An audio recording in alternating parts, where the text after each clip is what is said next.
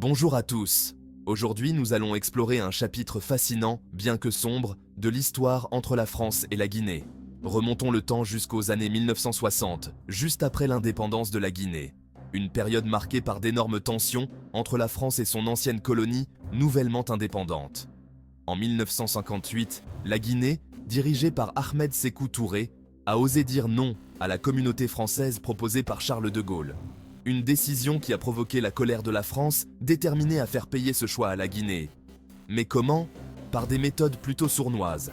L'un des outils les plus insidieux employés par les services secrets français fut la contrefaçon de la monnaie guinéenne. Imaginez un instant, la Banque de France se met à imprimer de faux billets guinéens. Cette fausse monnaie était ensuite injectée dans l'économie du pays. Dans quel but? Déstabiliser l'économie en provoquant une inflation galopante et en dévaluant la monnaie locale. Un véritable coup bas. Mais ce n'est pas tout. Les services secrets français ont également orchestré des tentatives d'assassinat contre Ahmed Sékou Touré. On sait que plusieurs complots ont été déjoués, mais l'un des plus célèbres a été planifié en 1965.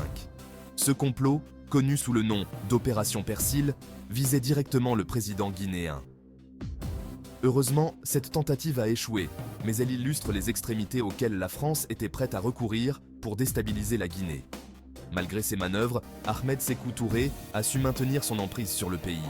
Il a dénoncé publiquement ses actions, utilisant même cette pression extérieure pour renforcer son pouvoir interne. Paradoxalement, ces attaques ont consolidé son image de leader nationaliste et cimenté son autorité. Alors, que retenir de cette histoire?